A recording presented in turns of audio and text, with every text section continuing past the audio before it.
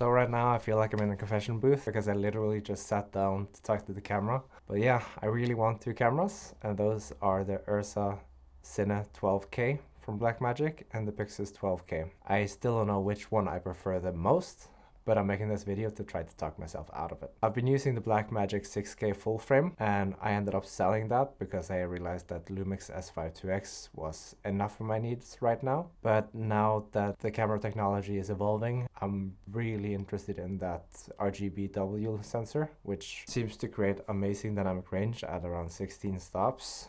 And insane that you can push it to 12K. Of course, I would probably not use 12K as I used 12:1 compression usually, or 8:1 I think. So I would probably stay at 4K or maybe even 8K around 12:1 or 8:1. But when you shoot at these lower resolutions, you actually don't downscale at all. So what you see is what you get, even if it's 12K, 8K or 4K, which is amazing.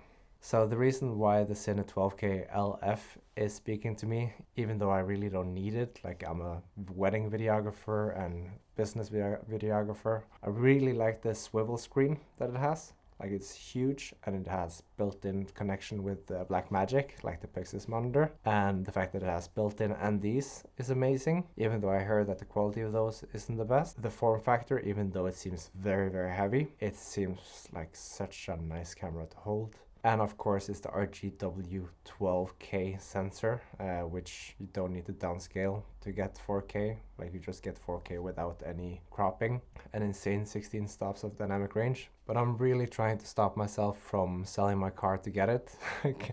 And the main reason for me not pulling the trigger on this is actually the mount. It has a custom mount between PL and EF and LPL and maybe even some Hasselblad and stuff. But they're all long flange distance mounts, so you can't adapt M mount lenses or L mount lenses or any of the lenses that I would typically use outside of the PL system. So then you're kind of locked into just always using manual PL lenses, which should also probably mean that you're not getting autofocus to this camera very fast. Not that autofocus is a deal breaker, it's mainly the mount. Like, I really want to use the Type lenses with whatever I use. Then you really need to have an M mount or lower flange distance. And then I started looking at the Pyxis12K, which has the same sensor, RGBW 12K, downsampling without scaling, quite good FPS, still quite good rolling shutter, at least what I care. And it has a big ass screen like I like, but it's stuck to the body, which isn't really a deal breaker since now you have the Pixis monitor as well that you can buy, and it's just a simple USB-C cable and you have all the controls. It does not have internal NDs, which you can work around because you have an L mount now. So you can have the mic adapter, click it in, and there you go. But then again, you're limited by the distance inside of the mount for your PL lenses. So if you use a protruding lens, like I'm filming myself on the Blazer Remus 33mm T1.8 at T1.8. And it sticks out, I don't remember how much it is. So it's limited by the distance. So I cannot use an internal ND inside of this adapter. So I'm using a regular PL adapter with just a screw-on filter here. Again, not a deal breaker, but it is a thing to think about. But with the Pixis, it's actually the UI. You would think that the Blackmagic UI is one of the best, at least the best one that I've tried. But the anamorphic D-squeeze options is very limited. Like, it does not have a custom D-squeeze option. So when I used the Blackmagic 6K full frame, I could only D-squeeze the Blazer Remus 1.5x to 1.6x. So what you saw on the monitor was never really what you're capturing. It was close enough, but it wasn't what you're capturing. And I also have a video about capturing on vertical anamorphics, which you can't do on that screen. So you need an external monitor either way, and if you buy the Pixel monitor, then you're still limited by the fact that you can't have a custom D-squeeze. So you can't do 0.5 squeeze to have a vertical. See the other video about the vertical anamorphics. But that bugs me. So it also seems like a perfect camera for vertical content if you're ever using that, and especially then vertical anamorphic, because you can have a PL adapter, turn around and just look at the screen,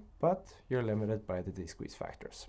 And then with the Pixis, same with the Cine12K, you don't have a V-mount inside of the camera. On the Cine12K you have B mount, because it's such a huge power draw on that camera. And on the Pixis, you have a BPU type of battery, which seems perfect enough. That means if I were to buy this camera, I would need to replace all my V-mount batteries or buy a V-mount adapter. And then there's another distance between the cameras, so it suddenly becomes very long instead of very wide, like was the problem with the 6K full frame. It would be very expensive to change out all the BPU batteries, all the V-mount batteries to BPU. It's doable.